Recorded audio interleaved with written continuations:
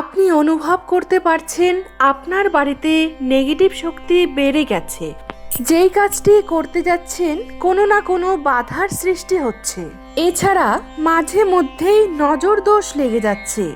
এই রকম সমস্যার সম্মুখীন যারাই হচ্ছেন তাদের জন্যই আজকের ভিডিও। সবার প্রথমে পঞ্চমুখী হনুমানজির ছবি অনলাইনে বিভিন্ন সাইট থেকে পেয়ে যাবেন। আপনারা পঞ্চমুখী হনুমানজির ছবি একটি কিনে আপনি আপনার বাড়ির সদর দুয়ারে যে কোনো শনি এবং মঙ্গলবার পূজা করে টানিয়ে রাখুন। হনুমানজির মুখ বাইরের দিকে থাকবে, বাড়ির বাইরের দিকে খেয়াল করবেন। এবং আপনার দুয়ার অর্থাৎ বাড়ির প্রবেশ দুয়ার দক্ষিণ দিকে যদি হয় সর্বোত্তম। অনেক ভক্তরাই জিজ্ঞাসা করেছিলেন যে বাড়ির সদর দুয়ার অন্য কোনো দিকে যদি হয় তাহলে কোনো সমস্যা আছে। সেই ক্ষেত্রে সকলকে জানাই প্রবেশ দুয়ার দক্ষিণ দিকে হলে সর্বোত্তম। যদি অন্য কোনো দিকে থাকে কোনো সমস্যা নেই। আপনি পঞ্চমুখী হনুমানজির ছবি রাখতে পারেন, উত্তম ফল লাভ করবেন। এটা হলো প্রথম কাজ। দ্বিতীয় হলো প্রত্যেক শনি এবং মঙ্গলবার হনুমান চালিসা, বজরংবাণ, হনুমানজির বিভিন্ন মন্ত্র এই চ্যানেলের মাধ্যমে তুলে ধরা হয়। আপনারা আপনাদের পরিবারের সাথে এবং আপনারাও হনুমানজির মন্ত্রে আরাধনা করুন, তাতে অনেক উপকার পাবেন। কারণ কোটি কোটি ভক্তরা উপকৃত হয়েছেন। শুধু আপনি নন, করে দেখুন, নিশ্চিত ফল লাভ করবেন। তার সাথে আজকে পঞ্চমুখী হনুমানজির মন্ত্র ভক্তি সহকারে শ্রবণ করুন। আজকের ভিডিও উপকারে লাগলে লাইক, কমেন্ট, শেয়ার এবং সাবস্ক্রাইব করবেন এবং ধন্যবাদ জানাবেন ভগবান শ্রী রামকে, হনুমানজিকে। সবাই বলুন জয় সীতারাম, জয় হনুমান। ওম নমো হনুমতে ভয়ভঞ্জনায় সুখম কুরু ফট स्वाहा। ओम नमो हनुमते भयभञ्जनाय सुखं कुरु फट स्वाहा। ओम नमो हनुमते भयभञ्जनाय सुखं कुरु फट स्वाहा। ओम नमो हनुमते भयभञ्जनाय सुखं कुरु फट स्वाहा। ओम नमो हनुमते भयभञ्जनाय सुखं कुरु फट स्वाहा। ओम नमो हनुमते भयभञ्जनाय सुखं कुरु फट स्वाहा। ओम नमो हनुमते भयभञ्जनाय सुखं कुरु फट स्वाहा। ओम नमो हनुमते भयभञ्जनाय सुखं कुरु फट स्वाहा। ओम नमो हनुमते भयभञ्जनाय सुखं कुरु फट स्वाहा। ओम नमो हनुमते भयभञ्जनाय सुखं कुरु फट स्वाहा। ओम नमो हनुमते भयभञ्जनाय सुखं कुरु फट स्वाहा। ओम नमो हनुमते भयभञ्जनाय सुखं कुरु फट स्वाहा। ओम नमो हनुमते भयभञ्जनाय सुखं कुरु फट स्वाहा। ओम नमो हनुमते भयभञ्जनाय सुखं कुरु फट स्वाहा। ओम नमो हनुमते भयभञ्जनाय सुखं कुरु फट स्वाहा। ओम नमो हनुमते भयभञ्जनाय सुखं कुरु फट स्वाहा। ओम नमो हनुमते भयभञ्जनाय सुखं कुरु फट स्वाहा। ओम नमो हनुमते भयभञ्जनाय सुखं कुरु फट स्वाहा। ॐ नमो हनुमते भयभञ्जनाय सुखं कुरु फट् स्वाहा। ॐ नमो हनुमते भयभञ्जनाय सुखं कुरु फट् स्वाहा। ॐ नमो हनुमते भयभञ्जनाय सुखं कुरु फट् स्वाहा। ॐ नमो हनुमते भयभञ्जनाय सुखं कुरु फट् स्वाहा। ॐ नमो हनुमते भयभञ्जनाय सुखं कुरु फट् स्वाहा। ॐ नमो हनुमते भयभञ्जनाय सुखं कुरु फट् स्वाहा। ॐ नमो हनुमते भयभञ्जनाय सुखं कुरु फट् स्वाहा। ॐ नमो हनुमते भयभञ्जनाय सुखं कुरु फट् स्वाहा। ॐ नमो हनुमते भयभञ्जनाय सुखं कुरु फट् स्वाहा। ॐ नमो हनुमते भयभञ्जनाय सुखं कुरु फट् स्वाहा। ॐ नमो हनुमते भयभञ्जनाय सुखं कुरु फट् स्वाहा। ॐ नमो हनुमते भयभञ्जनाय सुखं कुरु फट् स्वाहा। ॐ नमो हनुमते भयभञ्जनाय सुखं कुरु फट् स्वाहा। ॐ नमो हनुमते भयभञ्जनाय सुखं कुरु फट् स्वाहा। ॐ नमो हनुमते भयभञ्जनाय सुखं कुरु फट् स्वाहा। ॐ नमो हनुमते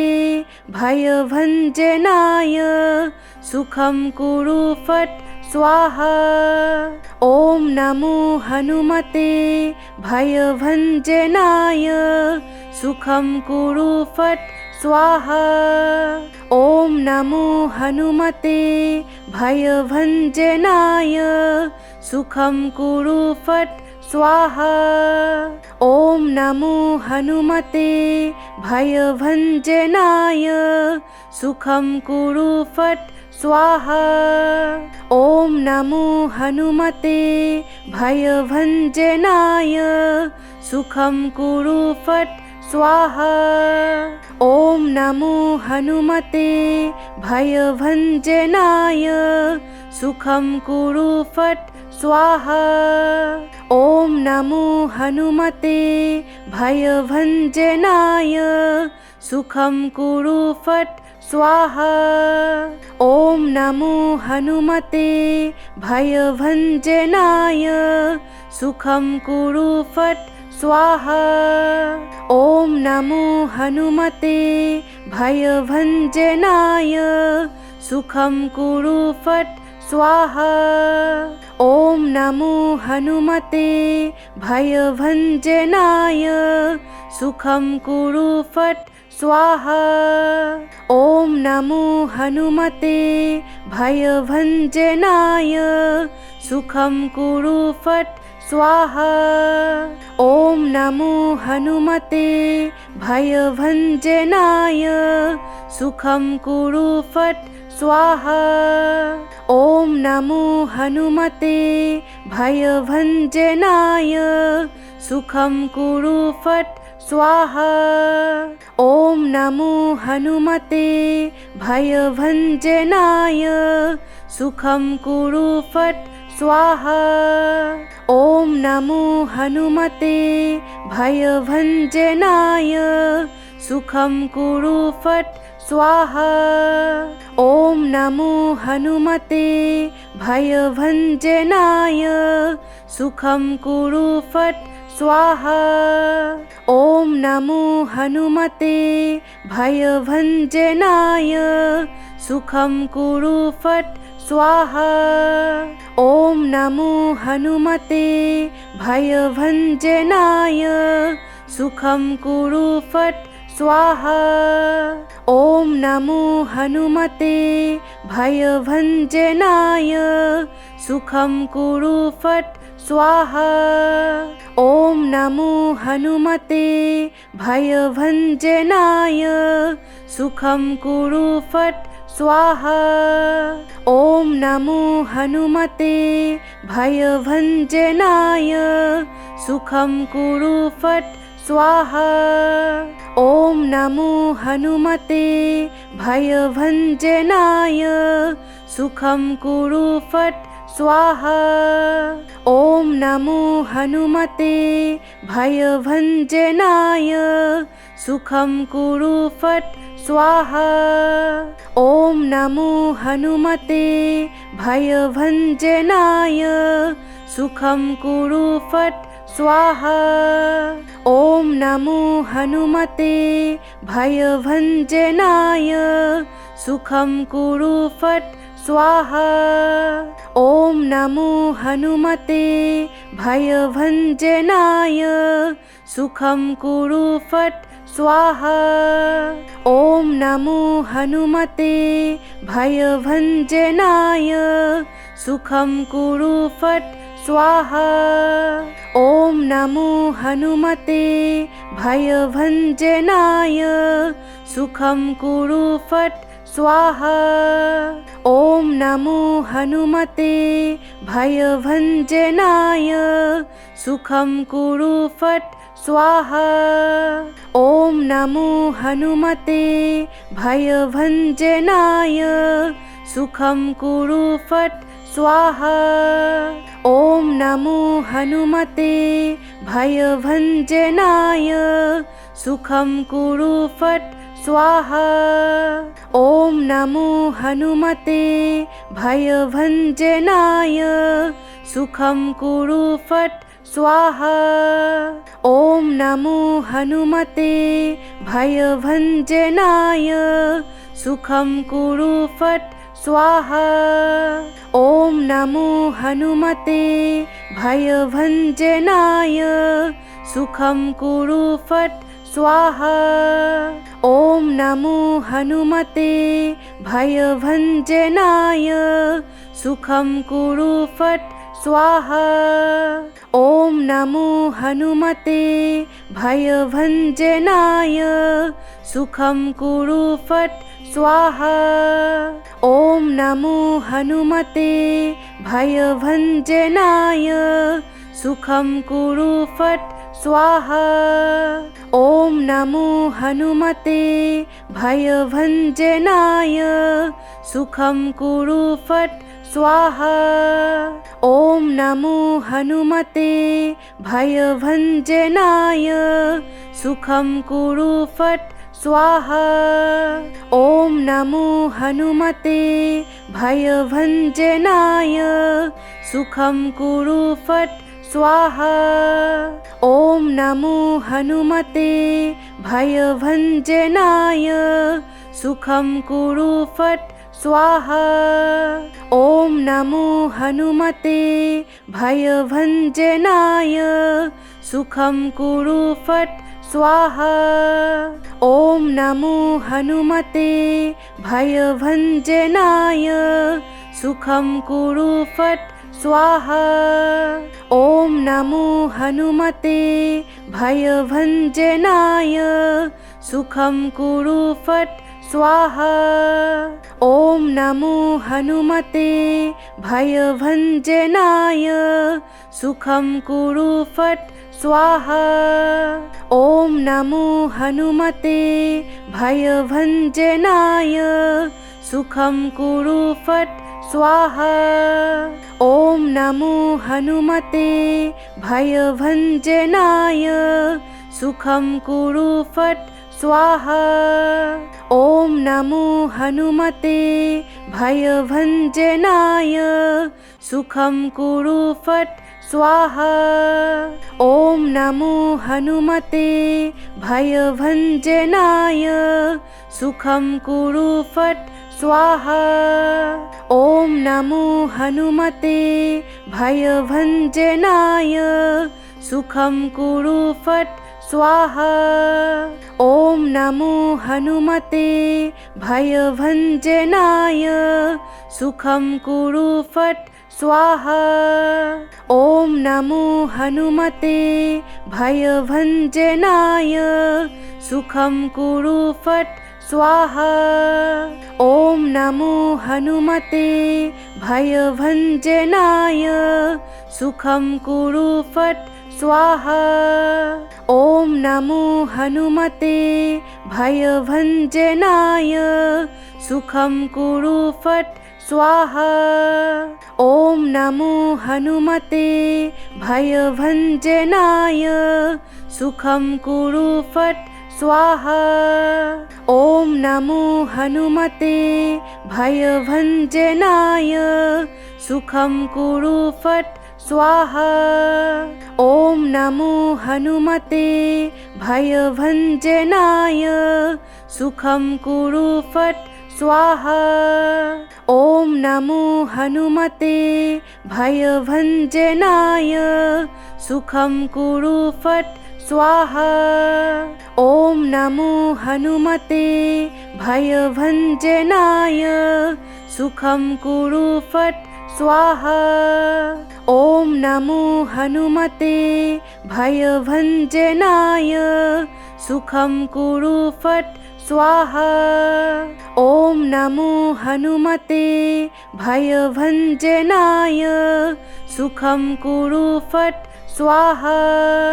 ॐ नमो हनुमते भयभञ्जनाय सुखं कुरु फट् स्वाहा।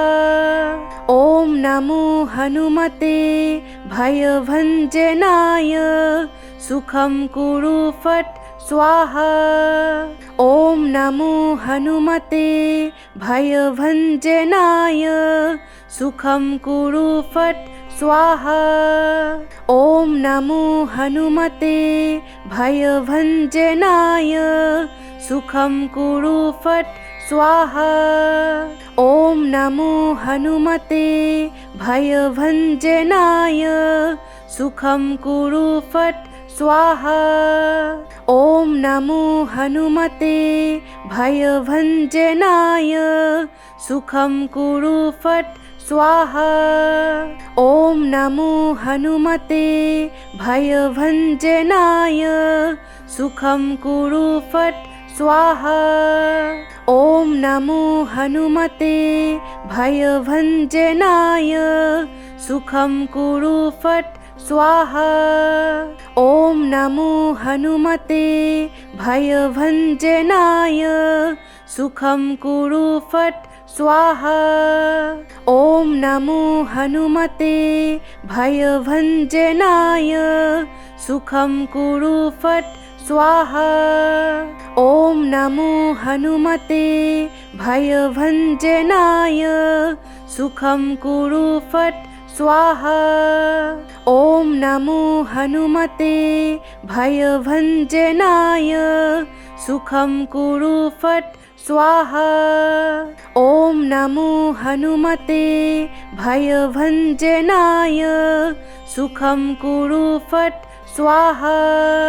ॐ नमो हनुमते भयभञ्जनाय सुखं कुरु फट् स्वाहा।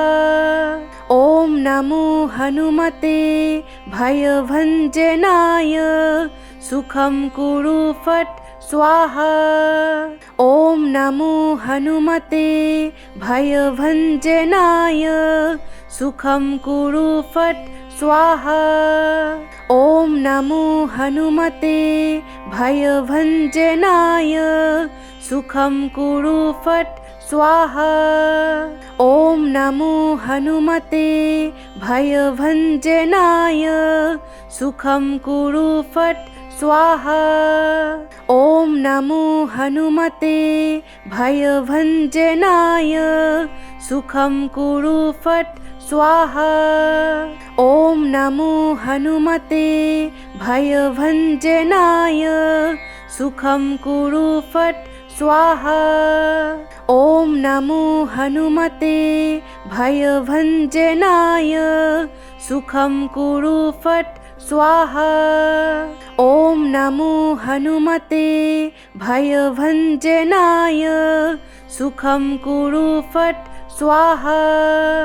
ॐ नमो हनुमते भयभञ्जनाय सुखं कुरु फट् स्वाहा। ॐ नमो हनुमते भयभञ्जनाय सुखं कुरु फट् स्वाहा। ॐ नमो हनुमते भयभञ्जनाय सुखं कुरु फट् स्वाहा।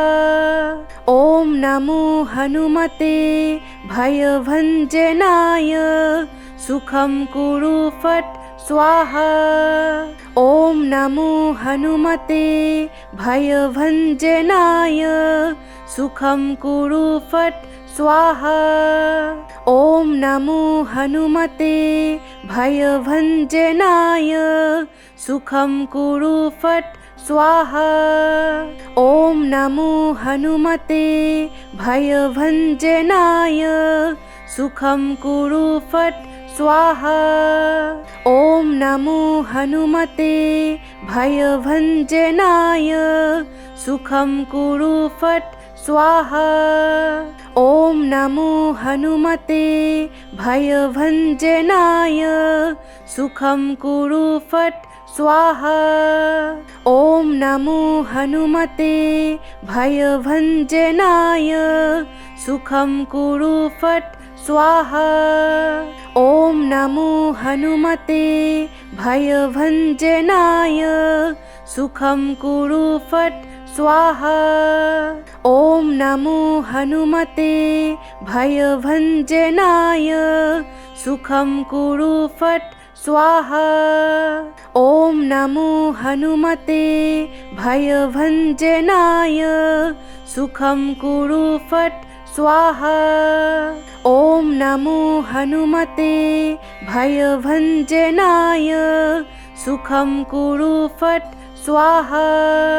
ॐ नमो हनुमते भयभञ्जनाय सुखं कुरु फट् स्वाहा। ॐ नमो हनुमते भयभञ्जनाय सुखं कुरु फट् स्वाहा। ॐ नमो हनुमते भयभञ्जनाय सुखं कुरु फट् स्वाहा। ॐ नमो हनुमते भयभञ्जनाय सुखं कुरु फट् स्वाहा। ॐ नमो हनुमते भयभञ्जनाय सुखं कुरु फट् स्वाहा। ॐ नमो हनुमते भयभञ्जनाय सुखं कुरु फट् स्वाहा। ॐ नमो हनुमते भयभञ्जनाय सुखं कुरु फट् स्वाहा। ॐ नमो हनुमते भयभञ्जनाय सुखं कुरु फट् स्वाहा। ॐ नमो हनुमते भयभञ्जनाय सुखं कुरु फट् स्वाहा। ॐ नमो हनुमते भयभञ्जनाय सुखं कुरु फट् स्वाहा। ॐ नमो हनुमते भयभञ्जनाय सुखं कुरु फट् स्वाहा। ॐ नमो हनुमते भयभञ्जनाय सुखं कुरु फट् स्वाहा। ॐ नमो हनुमते भयभञ्जनाय सुखं कुरु फट् स्वाहा। ॐ नमो हनुमते भयभञ्जनाय सुखं कुरु फट् स्वाहा। ॐ नमो हनुमते भयभञ्जनाय सुखं कुरु फट् स्वाहा। ॐ नमो हनुमते भयभञ्जनाय सुखं कुरु फट् स्वाहा। ॐ नमो हनुमते भयभञ्जनाय सुखं कुरु फट् स्वाहा। ॐ नमो हनुमते भयभञ्जनाय सुखं कुरु फट् स्वाहा। ॐ नमो हनुमते भयभञ्जनाय सुखं कुरु फट् स्वाहा। ॐ नमो हनुमते भयभञ्जनाय सुखं कुरु फट् स्वाहा। ॐ नमो हनुमते भयभञ्जनाय सुखं कुरु फट् स्वाहा। ॐ नमो हनुमते भयभञ्जनाय सुखं कुरु फट् स्वाहा। ॐ नमो हनुमते भयभञ्जनाय सुखं कुरु फट् स्वाहा। ॐ नमो हनुमते भयभञ्जनाय सुखं कुरु फट् स्वाहा। ॐ नमो हनुमते भयभञ्जनाय सुखं कुरु फट् स्वाहा। ॐ नमो हनुमते भयभञ्जनाय सुखं कुरु फट् स्वाहा। ॐ नमो हनुमते भयभञ्जनाय सुखं कुरु फट् स्वाहा। ॐ नमो हनुमते भयभञ्जनाय सुखं कुरु फट् स्वाहा। ॐ नमो हनुमते भयभञ्जनाय सुखं कुरु फट् स्वाहा। ॐ नमो हनुमते भयभञ्जनाय सुखं कुरु फट् स्वाहा। ॐ नमो हनुमते भयभञ्जनाय सुखं कुरु फट् स्वाहा। ॐ नमो हनुमते भयभञ्जनाय सुखं कुरु फट् स्वाहा। ॐ नमो हनुमते भयभञ्जनाय सुखं कुरु फट् स्वाहा। ॐ नमो हनुमते भयभञ्जनाय सुखं कुरु फट् स्वाहा। ॐ नमो हनुमते भयभञ्जनाय सुखं कुरु फट् स्वाहा। ॐ नमो हनुमते भयभञ्जनाय सुखं कुरु फट् स्वाहा। ॐ नमो हनुमते भयभञ्जनाय सुखं कुरु फट् स्वाहा। ॐ नमो हनुमते भयभञ्जनाय सुखं कुरु फट् स्वाहा।